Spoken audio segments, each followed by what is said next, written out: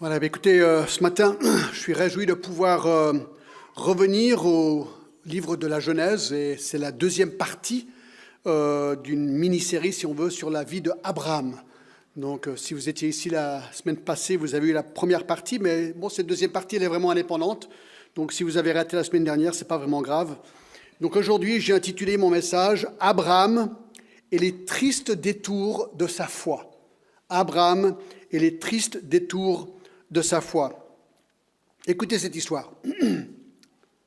Alexandre le Grand était tombé gravement malade. Le mal était si violent qu'aucun de ses nombreux médecins n'avait réussi même à calmer les douleurs. Un seul, Philippe, ne crut pas le mal inguérissable. Il affirma à Alexandre que lui connaissait une potion qui triompherait certainement de la maladie. Pendant qu'il la préparait, un messager apporta au roi une lettre l'avertissant que Philippe voulait l'empoisonner. Le roi la lut et la plaça à son chevet. Peu après, Philippe entrait, apportant le remède. Alexandre lui donna d'une main la lettre et de l'autre saisit la coupe et avala d'un trait le breuvage sans que son visage exprimât ni inquiétude ni soupçon. Voyez-vous, sa confiance en Philippe n'avait pas été ébranlée par la dénonciation calomnieuse. Elle ne fut pas trompée. Le remède très fort le laissa briser pendant plusieurs jours, mais triompha de la maladie et Alexandre retrouva la santé. Le roi avait cru en Philippe. Il avait eu raison. En lisant cette histoire cette semaine, cela m'a fait penser à nous. Avons-nous une confiance totale et inébranlable dans l'Éternel ? Même si parfois nous nous demandons ce qu'il fait, et nous nous demandons même s'il est pour ou contre nous. On peut même parfois se demander s'il veut carrément notre mal. On peut se poser ces questions. Lorsque Dieu est silencieux, lorsqu'il donne l'impression de nous laisser souffrir sans répit et sans réponse, on doute. Ben, ce qui est beau dans cette histoire, c'est que Alexandre le Grand avait une telle confiance en Philippe, son médecin, que même une lettre calomnieuse à son égard n'était pas suffisante pour le faire changer d'avis. Cela devrait être moi.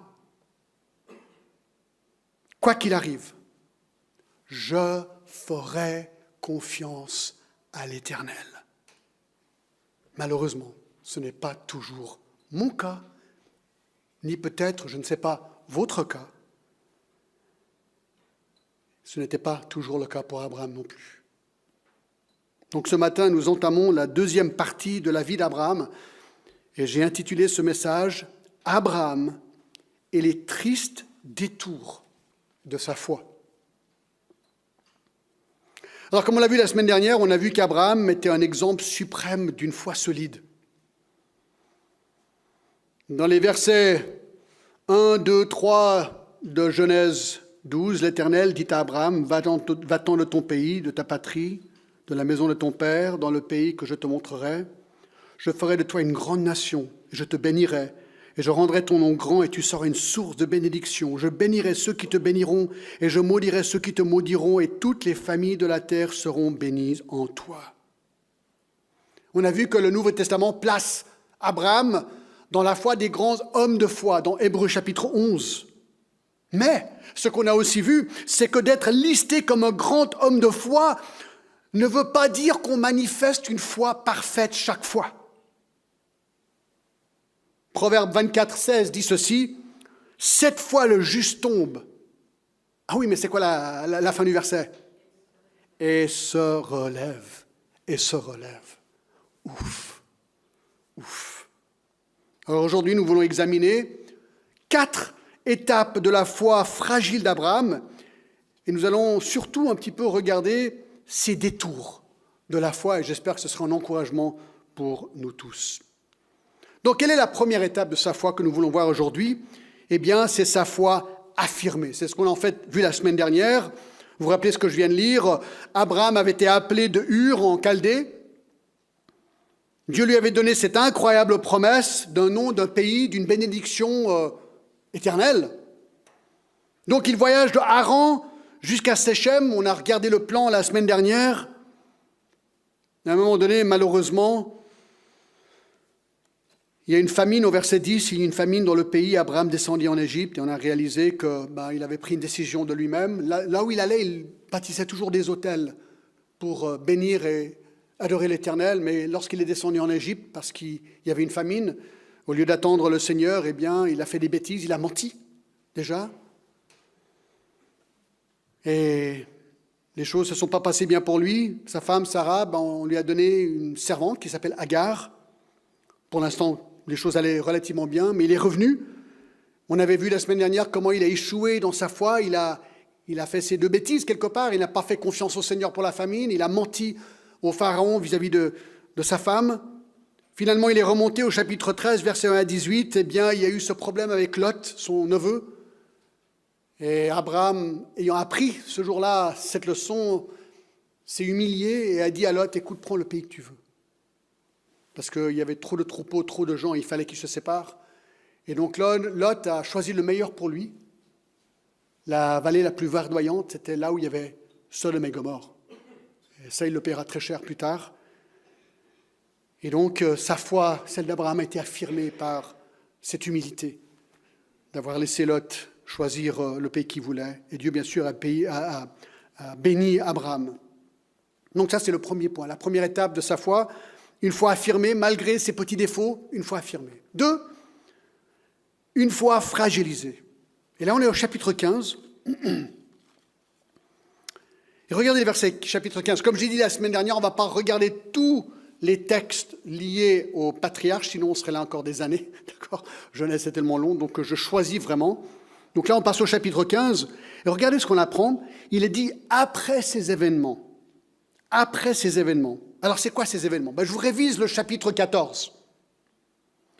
Alors, Abraham est à Séchem et tout d'un coup, il y a une guerre qui éclate dans la région entre 4 rois d'un côté et 5 rois de l'autre. Donc, il y avait des petits pays avec des rois, et alors il y a une guerre. Et les vainqueurs prennent Sodome, prennent les richesses de Sodome, c'était la vallée verdoyante, et prennent Lot, le neveu d'Abraham. Chapitre 14, verset 14, Abraham n'est pas content de la situation, donc il va aller secourir son neveu. Dès qu'Abraham eut appris que son frère avait été fait prisonnier, il arma 318 de ses plus braves serviteurs nés de sa maison et il poursuivit les rois jusqu'à Dan. Donc, ça veut dire qu'Abraham avait beaucoup de gens parce qu'il ne prend que 318 de ses meilleurs, imaginez. Et alors, c'est une réussite totale. Verset 16, il ramena toutes les richesses, et ramena aussi Lot, son frère, avec ses biens, ainsi que les femmes et le peuple. Et les versets 17 à 23, eh bien, il bénit l'Éternel et il donne 10% du butin au Seigneur au travers du représentant Melchisédek. Donc voilà les événements décrits dans le chapitre 14 rapidement. Et donc au chapitre 15, verset 1, « Après ces événements, la parole de l'Éternel fut adressée à Abraham dans une vision. » Alors ce qui est intéressant, c'est qu'après ces événements, nous sommes surpris de voir cet homme, Abraham, devenir fébrile dans sa foi de nouveau. Écoutez, il vient d'avoir une victoire incroyable. Il récupère Lot, tous les biens. Il a gagné. Après ces événements, verset 1, la parole de l'Éternel fut adressée à Abraham dans une vision. Il dit, Abraham, ne crains point, je suis ton bouclier, ta récompense sera grande. Alors, si Dieu lui dit ne crains point, ça veut dire qu'il faisait quoi, Abraham? Il craignait. Non, il vient d'avoir une monstre victoire. Il vient de bénir le Seigneur. Il vient de donner 10% du butin. Tout va bien, et là, il craint.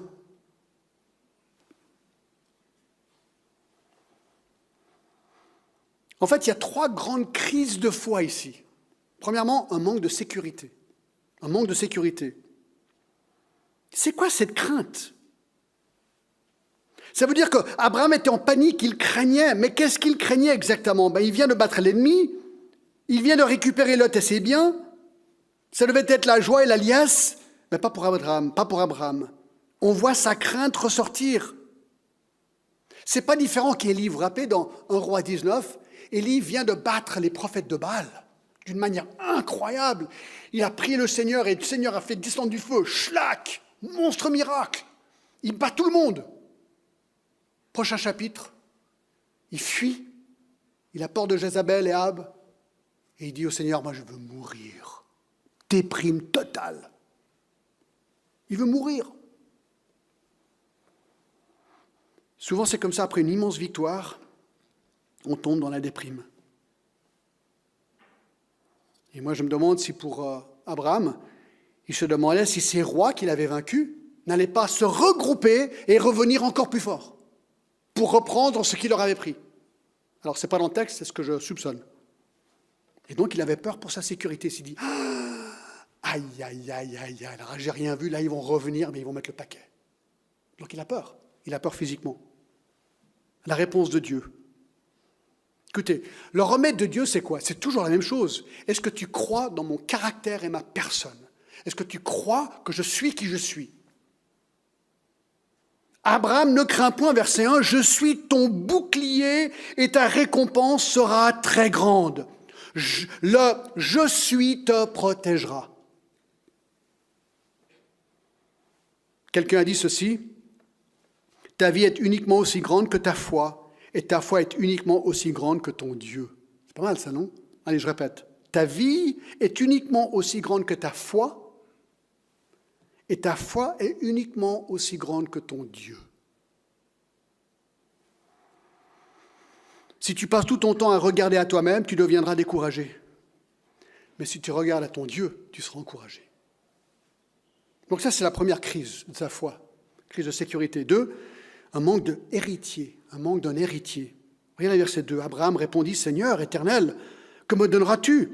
Je m'en vais sans enfant, et l'héritier de ma maison, c'est Eliezer de Damas. » Et Abraham lui dit, « Voici, tu n'as pas donné de postérité, celui qui est né dans ta maison sera mon héritier. » Alors la parole de l'Éternel lui fut adressée, « Ce n'est pas lui qui sera ton héritier, mais c'est celui qui sortira de tes entrailles qui sera ton héritier. » Et après avoir le conduit dehors, il lui dit, « Regarde vers le ciel et compte les étoiles.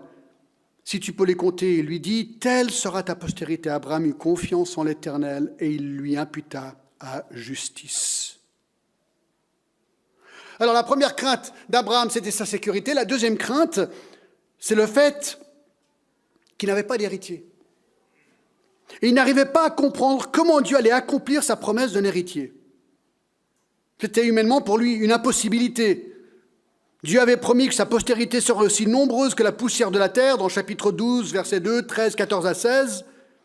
Une figure de style simplement pour décrire le nombre énorme de sa postérité. Et qu'il apporterait une bénédiction sur le monde entier, chapitre 12, verset 3. Ce qui est intéressant, c'est qu'Abraham avait très bien compris ce que Dieu lui avait promis, mais il y avait un blocage total par rapport à comment Dieu allait accomplir ça. Voyez-vous, Abraham était vieux. Sa femme aussi. Donc pour lui, à ses yeux, il entendait la promesse, il l'a bien comprise. Mais il s'est dit, moi, ça ne me paraît pas logique ce truc. Là, il y a un truc, il y a un couac. Je ne le comprends pas. Verset 3. Tu ne m'as pas donné d'héritier. C'est marrant, hein, comme il accuse Dieu en fait là. Et celui qui est né dans ma maison est mon héritier. Abraham accuse Dieu et se dit victime du rien faire de Dieu. Alors, Abraham, il réfléchit très logiquement, il dit, mais attends voir, puisque moi et mon épouse, on est âgés, puisque tu me promets une postérité, apparemment, c'est peut-être alors au travers d'Eliezer de Damas. C'est lui qui va être l'héritier. Verset 2. C'était apparemment le serviteur le plus proche de la famille. Un serviteur, un esclave, certainement, et certains de ces serviteurs étaient tellement proches qu'on les considérait presque des enfants, surtout si on n'avait pas d'enfants. Donc il se disait, alors Dieu va me donner Eliezer, c'est ce serviteur qui va être l'héritier, et c'est par lui que cette promesse va être accomplie.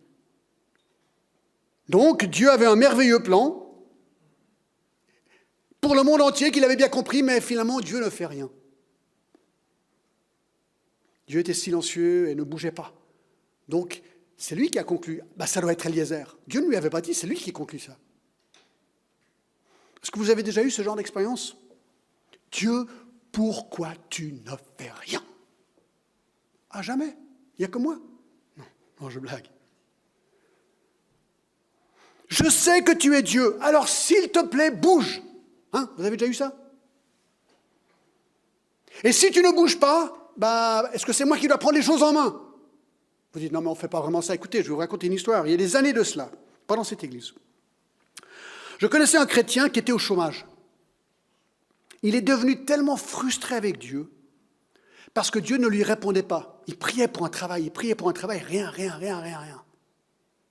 Il est devenu fâché avec Dieu parce que je le voyais régulièrement, il me disait, je suis fâché avec Dieu. Et là, j'ai eu peur. Et un jour, il a décidé, contre le conseil de tout le monde, d'ouvrir un cabinet de médecine parallèle extrêmement douteuse pour avoir du travail. Je ne l'ai jamais revu à l'église. Que je sache, il a abandonné la foi, mais j'en sais rien.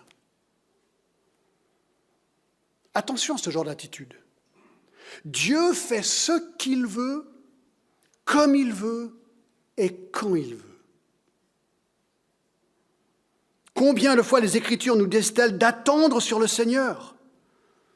Ceux qui veulent aller trop vite, qui veulent pousser trop fort humainement, bien parfois compromettent la parole de Dieu et se trompent et peuvent faire des dégâts pour eux, mais aussi pour d'autres, comme nous allons le voir dans quelques instants. Alors, ce qui est vraiment beau dans tout ça, c'est que là, Abraham se trompe, clairement, mais Dieu a une telle miséricorde et compassion avec lui, comme il lui parle, c'est beau, en fait. Il le rassure dans sa promesse. Verset 4, « Alors la parole de l'Éternel lui fut adressée. Ce n'est pas lui qui sera ton héritier. Non, tu te trompes, Abraham. Ça ne va pas être Eliezer. Mais c'est celui qui sortira de tes entrailles, qui sera ton héritier. » Donc, alors là, Dieu clarifie les choses. Non, il va sortir de toi. Ce n'est pas une adoption ici. Et ensuite, il va au verset 5 pour lui dire, et après l'avoir conduit dehors, il dit, regarde vers le ciel et compte les étoiles, si tu peux les compter, et lui dire, telle sera ta postérité. Regarde ces étoiles. L'autre jour, c'était hier ou avant-hier, je suis sorti pour sortir les poubelles chez moi, tardivement, vers 10h, 11h du soir. Puis j'ai regardé, puis waouh, les étoiles, c'était génial. Ça m'a coupé le souffle, quoi. Vraiment, c'était clair. Si vous allez en Israël la nuit, c'est encore plus clair. Apparemment, il n'y a que 10 000 étoiles visibles à l'œil nu, j'ai appris cette semaine. 10 000.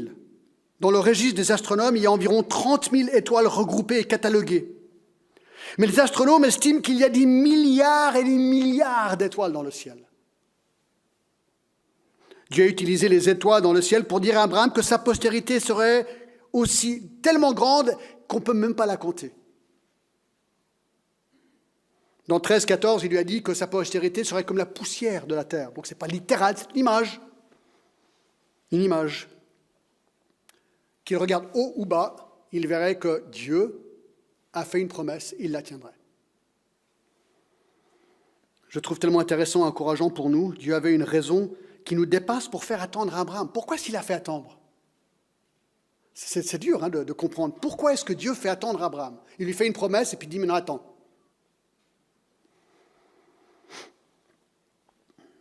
C'est ce qui s'est passé. Donc, lorsque nous attendons une réponse du Seigneur et elle ne vient pas, alors, la première tentative, ce serait de dire, Dieu, il s'en fiche. Ou bien de dire, non, Dieu, il a un plan précis et il veut que j'attende. Apparemment, c'est bon pour moi, ça, d'attendre.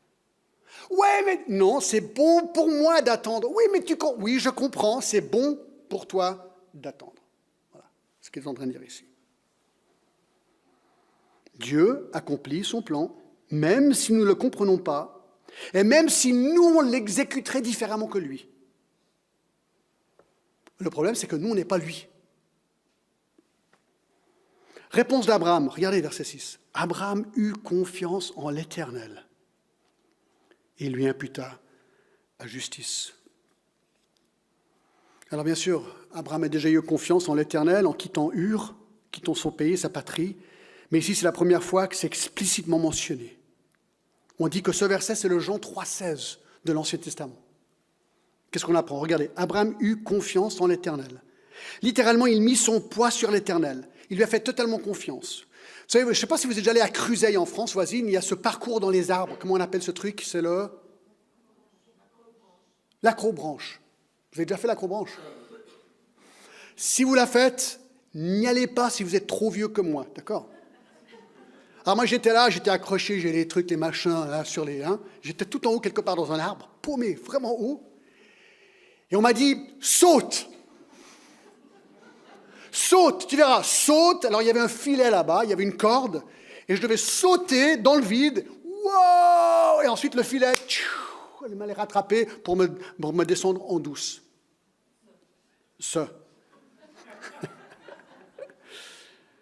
Ah là là là là là là. J'étais là comme ça, je saute pas. Meg, elle est redescendue à pied, d'accord? Ça c'est... Moi, je me dis, non, mais attends, moi, je suis le mari, je suis l'homme, j'ai mes enfants, ils doivent quand même voir papa être un petit peu solide. Hein. Ouais, non, c'est bon, les gars, d'accord? La trouille. Et à un moment donné, bon, j'y vais, j'ai fermé les yeux, j'ai sauté, aïe, aïe, aïe. J'ai les frissons juste encore à y penser. Vraiment. Ben, je suis sorti indemne grâce à Dieu et grâce à Acrobranche, d'accord? Mais quelque part, c'est le genre de foi que Dieu veut de nous.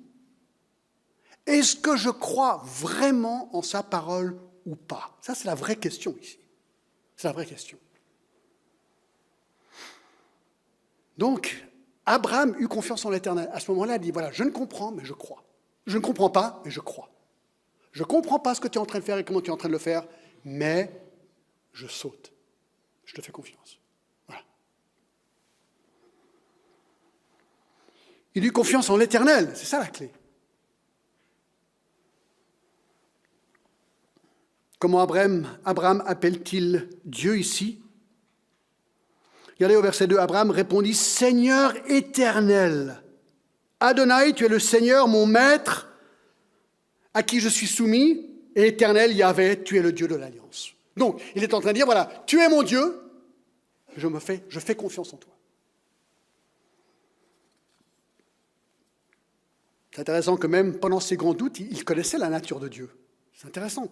Quand on a des doutes, ça ne veut pas dire qu'on croit... Enfin, on croit en Dieu, mais on ne croit pas. Vous voyez ce que je veux dire? C'est-à-dire qu'on sait très bien que Dieu est ce qu'on est en train de dire aujourd'hui, mais notre côté humain doute quand même. Et alors, la réponse de Dieu, qui lui imputa à justice. À justice, vertu morale consistant à reconnaître et à respecter le droit d'autrui et sont conformant au principe d'équité. En d'autres termes, être juste, c'est d'être droit. Être juste aux yeux de Dieu, c'est d'être saint. 3 fois saint, Ésaïe 6. Sans péché, quelque part. D'être parfaitement droit, c'est d'être sans péché. Alors, question, est-ce que c'est possible pour nous, par nos propres efforts, de devenir parfaitement sans péché? Vous connaissez la réponse? Mais je vous la donne de Ecclésiaste 7, verset 20. Non, il n'y a sur la terre point d'homme juste qui fasse le bien et qui ne pêche jamais. Donc, dans nos propres efforts, c'est impossible d'être juste. Totalement juste. Non. Et regardez la suite du verset. Abraham eut confiance en l'Éternel qui lui imputa à justice. C'est le mot imputé ici. Le mot imputé veut dire quoi? Attribuer, charger de, fournir, affecter sur quelqu'un, assigner, octroyer. Littéralement, ça veut dire mettre sur le compte de quelqu'un. Donc, ce que nous apprenons ici, c'est qu'au moment où Abraham eut confiance en l'Éternel, l'Éternel lui imputa à justice, c'est-à-dire qu'il a mis sur le compte d'Abraham la justice, sa parfaite justice. À cet instant, c'est comme si Abraham n'avait jamais commis de faute de sa vie, aux yeux de Dieu. Dieu lui donna, mis sur son compte, justice. Vous dites, mais je ne comprends pas. Comment il peut faire ça? Ah, bonne question. 2 Corinthiens 5, 21, je lis, écoutez. Celui qui n'a point connu le péché, parlant de Jésus, Il l'a fait devenir péché pour nous afin que nous devenions en lui justice de Dieu. Donc sur la croix, qu'est-ce qui s'est passé? Eh bien, Jésus était parfait, Dieu incarné sans péché. Moi, j'étais grand pécheur, plein de péchés. Sur la croix, qu'est-ce qui s'est passé? Lorsque Jésus est mort, il a pris sa justice et il l'a mis sur mon compte. Et en plus, il a pris mon péché que j'ai mis sur son compte. Mais lui, il est mort, il est ressuscité, donc il a vaincu mon péché. Donc il a pu me pardonner mon péché. C'est exactement ce qui se passe ici à Abraham. Exactement la même chose.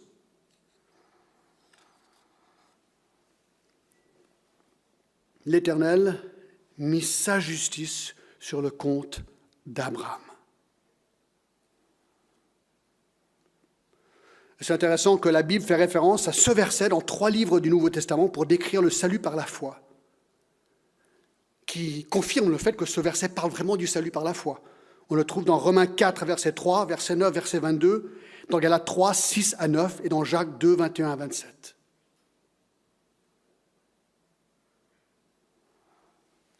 Donc, la première crise de foi, sécurité. Deuxième crise de foi, un héritier. Troisième crise de foi, un manque de contrée. Un manque de contrée, un manque de pays. Verset 7, alors là, écoutez, c'est incroyable. L'Éternel lui dit encore, « Je suis l'Éternel qui t'a fait sortir d'Ur en Chaldée pour te donner en possession ce pays. » Hé, je t'ai donné un pays. Verset 8. Ah ben, après le verset 6, il y a le verset 8. Je ne sais pas si vous êtes un peu comme Abraham, moi beaucoup. Abraham répondit, « Seigneur, Éternel, à quoi connaîtrais-je que je le posséderai ?» Attends, Dieu vient lui dire, « Je vais te donner un pays. » Non mais Seigneur, comment je vais le savoir? Seigneur, écoute, j'ai un doute. Je viens te le dire.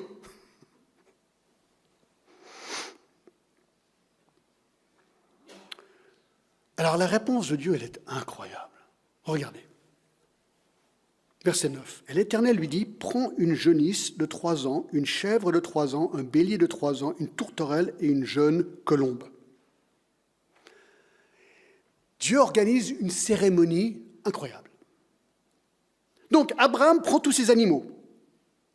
Il les coupe par le milieu. Donc il prend ces animaux, il les tue, il les coupe en 2. Pas très beau. Et il mit chaque morceau l'un à vis de l'autre, mais il ne partagea point les oiseaux.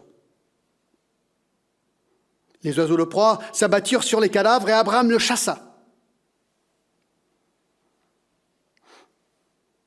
Donc, Abraham prépare cette cérémonie. Les animaux coupés en 2, mis comme ça, l'un en face de l'autre.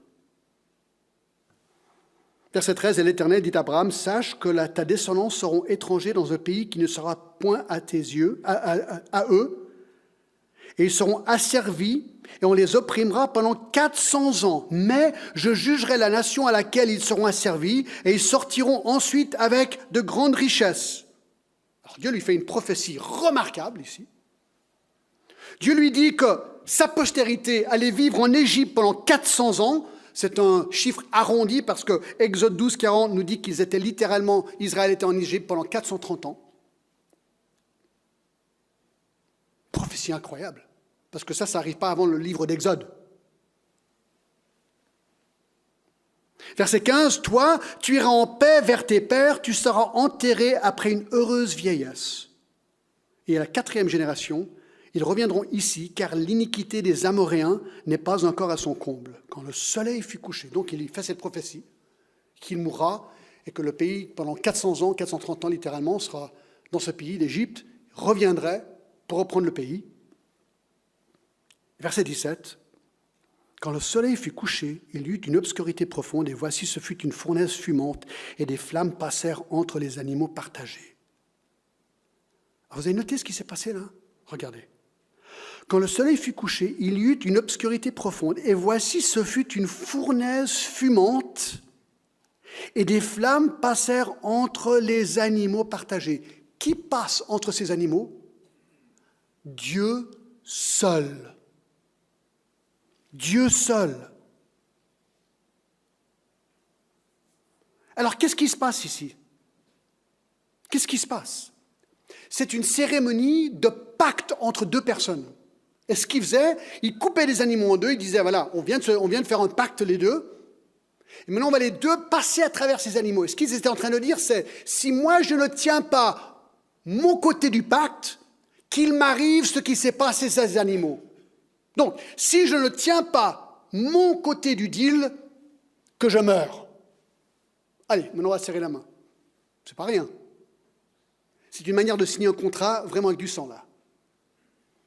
Alors, c'est ce que Abraham et Dieu font, mais Dieu met Abraham dans un sommeil profond et Dieu passe tout seul. Dieu passe tout seul. Ben oui, la coutume pensait que les deux passent. Dieu passe seul et il dit, si je ne tiens pas ma promesse, voici ce qui devrait m'arriver. Dieu dit ça. C'est une promesse unilatérale qui ne dépend en rien d'Abraham. Et versets 18 à 21, en ce jour-là, l'Éternel fit alliance avec Abraham et dit, je donne ce pays à ta postérité, depuis le fleuve d'Égypte jusqu'au grand fleuve, au fleuve d'Euphrate, le pays des Kéniens, des Kénisiens, des Cadmoniens, des Étiens, des Phéréziens, des Raphaïm, des Amoréens, des Cananéens, des Girgasiens et des Jébusiens. Vous dites, c'est où tout ça? Ben, écoutez, je vous ai fait un plan, regardez. Je crois qu'il y a encore un PowerPoint, voilà. Donc aujourd'hui, le carré rouge, c'est Israël aujourd'hui. Et le carré noir, ou la frontière noire, c'est à peu près ce qui est dessiné ici dans les versets 18 à 21. Donc voici le territoire que Dieu promet à Abraham. Alors voici la grande question théologique. Il n'y a qu'à regarder dans l'histoire d'Israël et réaliser que Israël n'a jamais connu ses frontières en noir, jamais. Dans toute son existence encore, jamais. Sous David et Salomon, les frontières d'Israël ont une ressemblance, mais à peu près approximative, mais beaucoup plus petite en fait que ce territoire-là. Donc la question est celle-ci. Cette promesse, qui est très spécifique dans ces versets, devons-nous attendre qu'elle soit réalisée littéralement ou pas? Et si oui, quand? Ça, c'est la question. Grande question théologique. Qui est débattue depuis des siècles et des siècles et des siècles. Alors moi, je vous donne ma pensée. Je pense qu'il n'y a aucune raison de ne pas prendre cette promesse littéralement. Les frontières sont dessinées littéralement. Mais quand? Puisqu'elle n'est encore jamais arrivée, c'est apparemment dans l'avenir. Mais quand? Alors moi, je pense que ça va être pendant le royaume de Jésus-Christ sur terre qui s'appelle le millénium. Apocalypse 20. Beaucoup de gens ne sont pas d'accord avec cette thèse. Moi, c'est ce que je pense. Parce que ces promesses sont littérales et je pense qu'elles doivent être accomplies de manière littérale. Merci. Tu peux passer à la prochaine slide. Alors, voici les 3 grandes crises de foi d'Abraham. Compliqué. Alors maintenant, dans le chapitre 16, mes amis, c'est le 3e grand point de notre plan, une foi détournée. Alors, il a déjà eu ces crises de foi, mais là, Abraham se plante. Chapitre 16, verset 1, Sarah, sa femme, Abraham, lui avait point donné d'enfant. Elle avait une servante égyptienne nommée Agar. 10 ans se passent entre le chapitre 15 et le chapitre 16. 10 ans, c'est long, très long. Toujours pas de grand pays, toujours pas de postérité. Alors ils sont inquiets, Abraham et Sarah. Alors ils doivent attendre, mais toujours rien, pas de postérité, rien. Qu'est-ce qu'on fait? Pourtant la promesse, elle est claire, elle est répétée. Alors, il décide de prendre les choses en main. Verset 2, Sarah dit à Abraham, « Voici l'Éternel m'a rendu stérile, viens, je te prie, vers ma servante, peut-être aurai-je par elle des enfants. » Abraham écouta la voix de Sarah. Alors Sarah, femme d'Abraham, prit Agar, égyptienne, sa servante, la donna pour femme à Abraham, son mari, après qu'Abraham eut habité 10 années dans le pays de Canaan. Elle alla vers Agar, elle devint enceinte. Quand elle se vit enceinte, elle regarda sa maîtresse avec mépris. Sarah a une idée. Écoute, Dieu doit avoir une autre idée qui ne nous a pas encore précisée. Va coucher avec ta servante et peut-être il nous donnera un enfant. C'était une coutume à l'époque. Le code d'Hammurabi, qui se trouve dans le musée du Louvre, validait cette pratique à l'époque. Mais écoutez, mes amis, juste parce qu'une pratique est validée légalement ne veut pas autant dire qu'elle est validée par Dieu. Même une loi légale n'est pas nécessairement juste aux yeux de Dieu. Le mariage homosexuel est bien validé légalement dans certains pays, mais il n'est pas validé par Dieu. Alors quel est le résultat? Vous le connaissez, le résultat, si vous connaissez un peu l'histoire. Au verset 4, il y a un mépris. Quand elle la vit enceinte, elle regarda sa maîtresse avec mépris. Au verset 5, il y a un conflit. Sarah dit à Abraham, « L'outrage qui me fait retombe sur moi, j'ai mis ma servante dans ton sein. Et quand elle a vu qu'elle était enceinte, elle m'a regardé avec mépris. Que l'Éternel soit juge entre moi et toi. » Au verset 6, Abraham démissionne de son rôle de mari. Abraham répondit à Sarah, « Voici ta servante, est en ton pouvoir, agis à son égard comme tu le trouveras bon. » Alors Sarah la maltraita et Agar s'enfuit d'elle. Oui, il y a un mépris, il y a maintenant un monstre conflit dans la famille, quoi. Elle est jalouse de Agar, qui est enceinte, puis elle est encore stérile. Alors, par méchanceté, elle la maltraite. Alors elle fuit au verset 7. L'ange de l'Éternel, elle fuit. Verset 6, verset 7, l'ange de l'Éternel la trouva près d'une source d'eau dans le désert, près de la source qui est sur le chemin de Shur. Même dans les plus grandes épreuves, Dieu est là. Il dit, Agar, servante de Sarah, d'où viens-tu et où vas-tu? Répondit, je fuis loin de Sarah, ma maîtresse.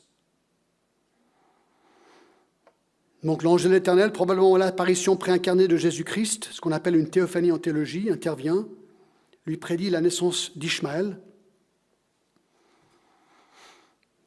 Elle lui dit, verset 9, « Retourne vers ta maîtresse, humilie-toi sous sa main. » L'Éternel lui dit, « Je multiplierai ta postérité, elle sera si nombreuse qu'on ne pourra la compter. » Donc, à Ishmaël, donc.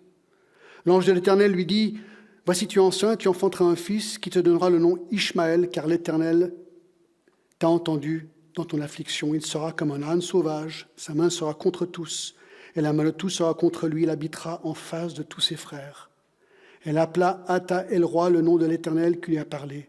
Car elle dit, « Ai-je rien vu ici après qu'il m'a vu? C'est pourquoi on l'a appelé ce puits le puits de l'Acharois. Il est entre Kadesh et Bared. » Agar enfanta un fils à Abraham, et Abraham donna le nom d'Ishmaël au fils d'Agar lui enfanta. Abraham était âgé de 86 ans lorsque Agar enfantant Ishmaël à Abraham.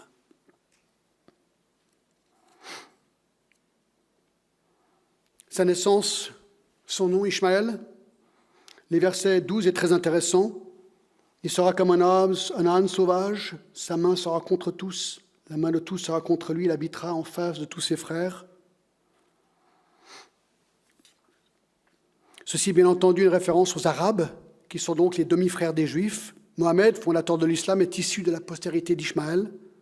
Ce qui est remarquable est de voir que cette prophétie est très vraie. Les Arabes sont encore les ennemis déclarés du peuple juif et les tensions entre les deux pays semblent être constantes.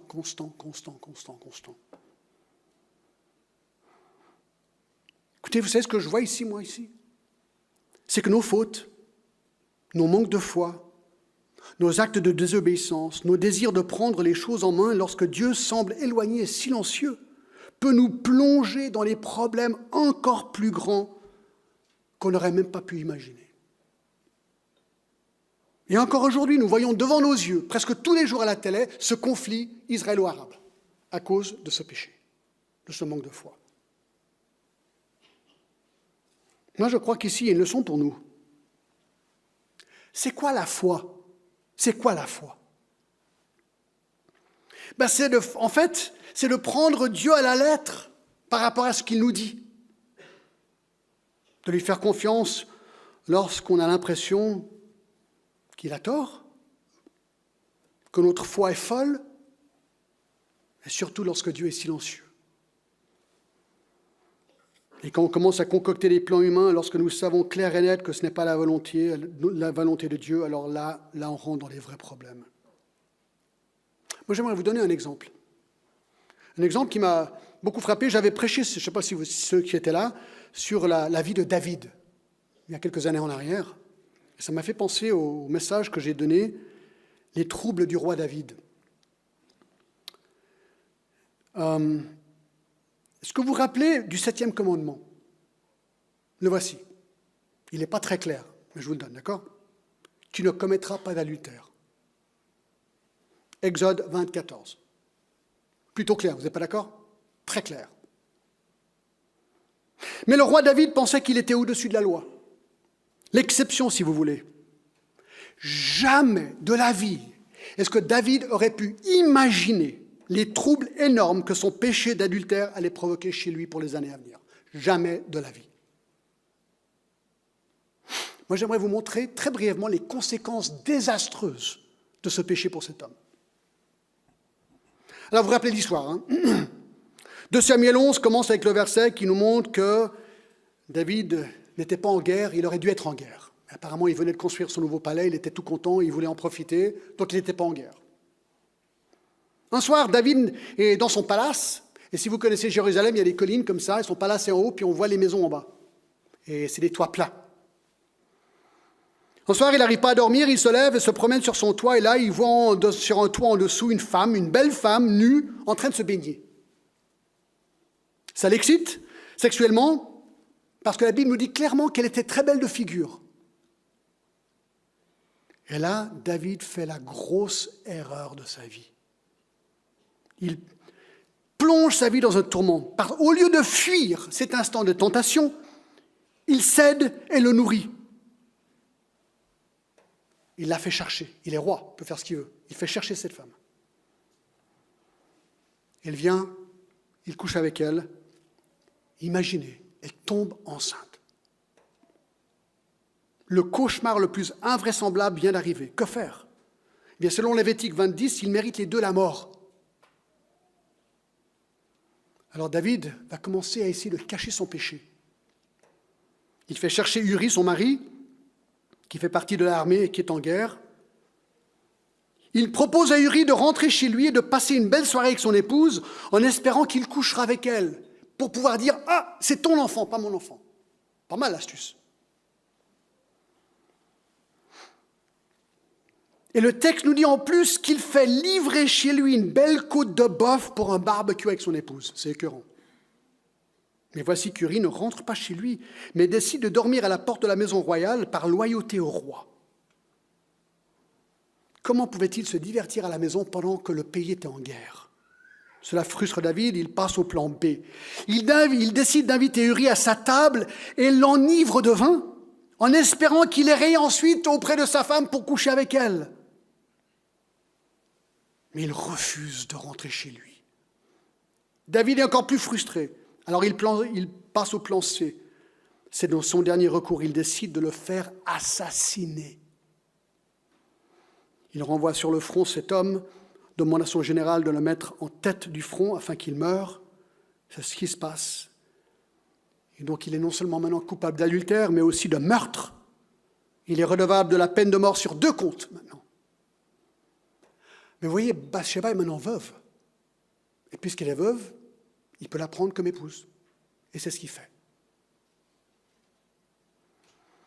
L'enfant en est et ne vivra que 7 jours.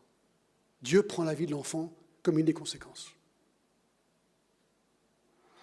1 Samuel 11, 27 dit que ce que David avait fait déplut à l'Éternel. Alors au chapitre 12, Dieu envoie Nathan le prophète pour confronter le péché de David. Il lui raconte une parabole pour le faire comprendre son crime et il l'accuse directement. Alors c'est là où j'aimerais m'arrêter et vous donner rapidement les conséquences de ce péché. Écoutez,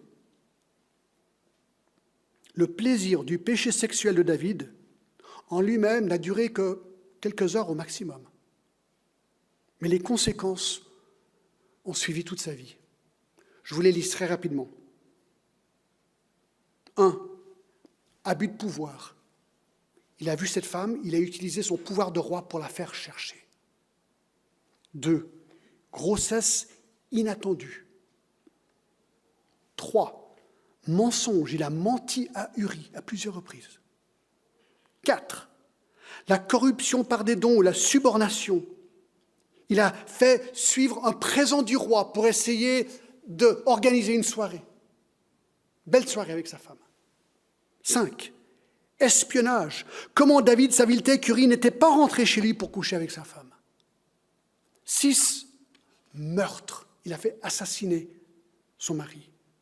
7. Des meurtres collatéraux. Lorsqu'il a envoyé Uri au front pour se battre, eh bien, il a engagé une bataille, peut-être pas nécessaire, et d'autres soldats sont morts aussi. 8. Réprimande sévère par un prophète. Moi, je ne voudrais pas que Nathan vienne me reprendre.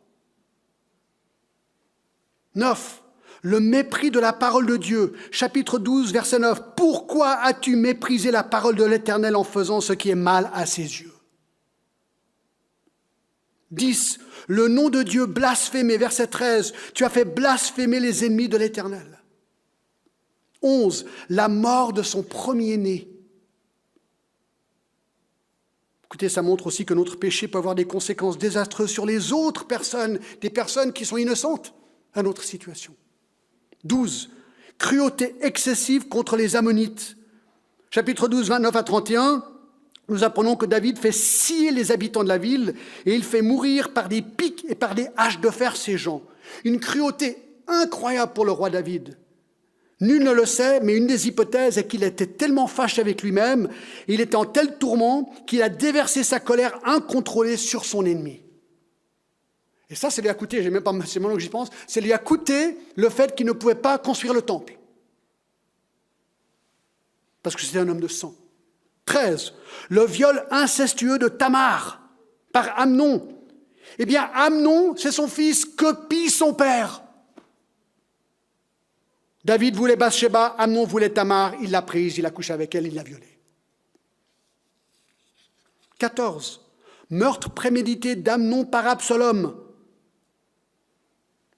Eh bien oui, Nathan avait dit, l'épée ne s'éloignera point de ta maison. Eh bien maintenant, tout le monde commence à tuer tout le monde chez lui, c'est incroyable. Absalom se venge contre Amnon et le fait assassiner. 15. Coup d'État d'Absalom. Les problèmes familiaux sont énormes quand Absalom veut devenir roi. Coup d'État. Division avec son père. 16. Le déshonneur ouvert avec les concubines de David par Absalom. 16, 22. Prophétie de Nathan accomplie. 17. La mort d'Absalom, son fils. 18. Le poids de la culpabilité de David. Écoutez, après tout ça, dans le psaume 32, un jour, David y réalise, mais qu'est-ce que j'ai fait de ma vie?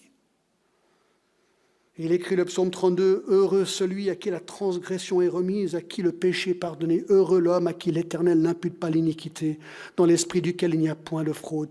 Tant que je me suis tu, mes os se sont consumés, je gémissais toute la journée, car nuit et jour ta main s'appesantait sur moi. Ma vigueur n'était plus que sécheresse comme celle de l'été. Mais je t'ai fait connaître mon péché, je n'ai pas caché mon iniquité. J'ai dit, j'avouerai mes transgressions à l'Éternel, et tu as effacé la peine de mon péché. » Ah, mes amis, on peut tellement se gourer, mais la grâce de Dieu surabonde. Surabonde.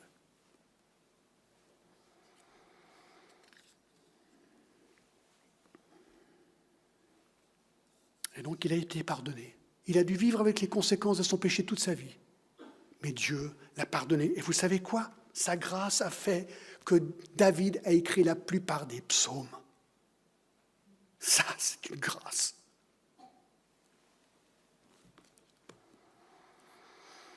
Et je termine. Abraham a fait le même genre de faute ici. Mais Dieu l'a solidifié à la fin. Regardez très vite. Chapitre 17.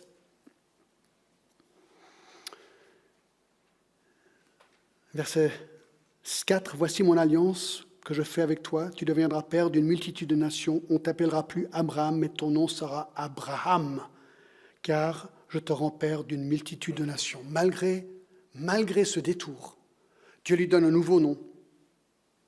Abraham, qui voulait dire « père exalté », devient Abraham, père d'une multitude. Et au verset 15 et 16, il change aussi le nom de Sarah à Sarah, avec H à la fin. Princesse au mot une princesse. Moins évident le changement de son nom, mais quoi qu'il arrive, nous voyons que Dieu est le Dieu qui redonne et qui redonne et qui redonne grâce. Amen.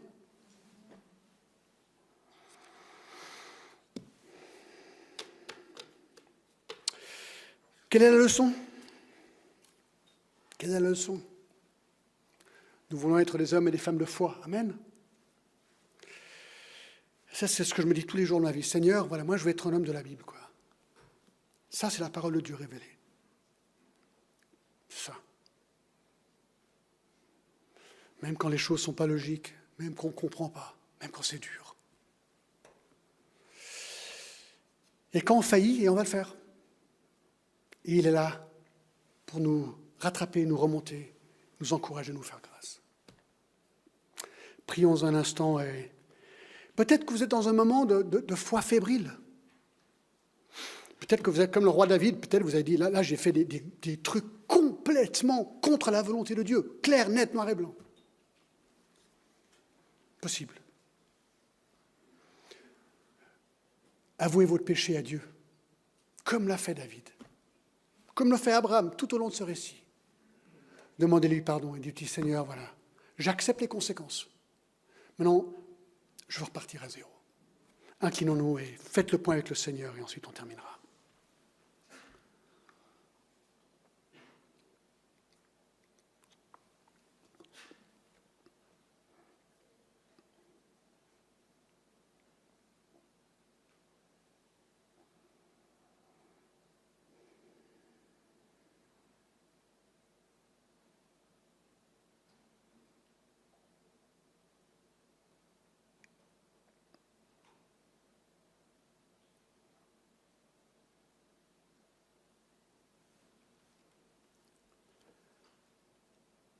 Seigneur, nous sommes émerveillés par ta bonté, ton pardon, ta grâce, ta patience.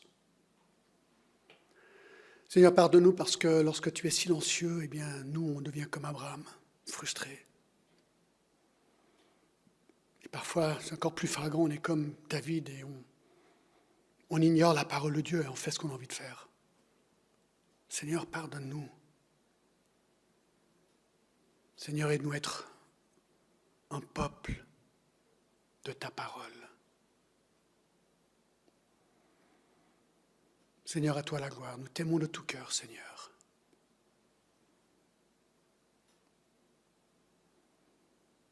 Et si quelqu'un ici ne connaît pas Jésus-Christ comme Sauveur et Seigneur, comme maintenant, ils fassent confiance en toi, Seigneur, et que tu leur imputes à justice. Que tu les pardonnes de leurs péchés, Seigneur. Comme tu l'as fait pour Abraham, comme tu l'as fait pour David. À toi la gloire, au nom de Jésus. Amen.